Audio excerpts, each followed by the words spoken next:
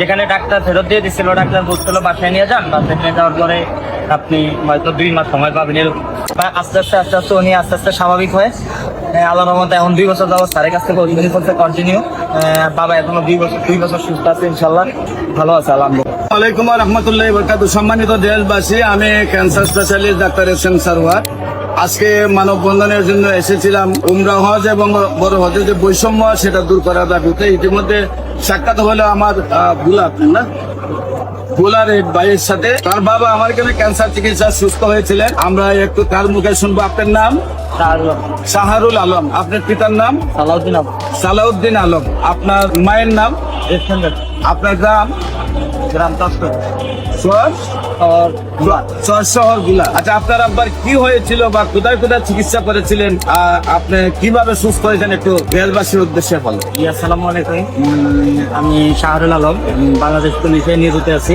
আমার আব্বু একজন স্কুলের টিচার ছিলেন। আমার বাবা ক্যান্সারে আক্রান্ত হয় আজ থেকে আরো 3-4 বছর আগে। আমরা ঢাকা ক্যান্সার হাসপাতালে, সরকারি ক্যান্সার হাসপাতালে, মুখ্যবিধি ক্যান্সার হাসপাতালে যাই। সেখানে প্রায় 6 মাস ঘোরার পরে 5 থেকে 6টা কেমো দেওয়া হয়। আমার বাবা দেওয়ার পরে ডাক্তার বলছিল উন্নতি হবে, তারপরে হয়তো উন্নতি হয় না, কোনো কারণবশত অবনতি দিকে যাচ্ছিল।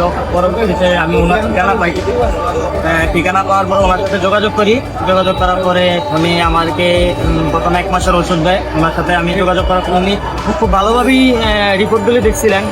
এক ঘন্টা সময় নিয়ে, প্রায় 1 ঘন্টার মতো সময় নিয়ে রিপোর্টগুলি দেখছেন। দেখার পরে আমার বাবার ওষুধ দেওয়া হয়েছিল।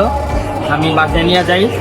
যেখানে ডাক্তার ফেরত দিয়ে দিচ্ছিল, ডাক্তার বলছিল বাসায় নিয়ে যান। বাসায় নিয়ে যাওয়ার পরে আপনি হয়তো 2 মাস সময় পাবেন।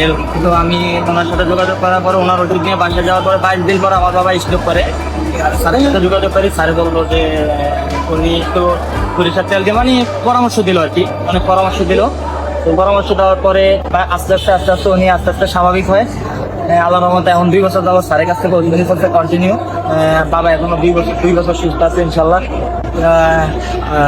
ভালো আছে আলহামদুলিল্লাহ। আমি প্রশ্ন করি, একটা স্যারের সম্মান আপনারা কিভাবে পাইলেন? স্যারের সম্মান পাইছিলাম আমি আপনার ক্যান্সার হাসপাতালে অনেক ঘোরাঘুরি করছি। তো লিফলেট কাগজ দেখছিলাম, একটা কাজ পাইছিলাম। আমি আমার টাকাটা না হয় খরচ তো হইতো কেমনটা দিলে, তো চিন্তা করছিল এইখানে খরচ করে দেখি। স্যারকে আপনি দেখেন? হ্যাঁ, এই স্যারের সাথে কথা বলবো। বাবার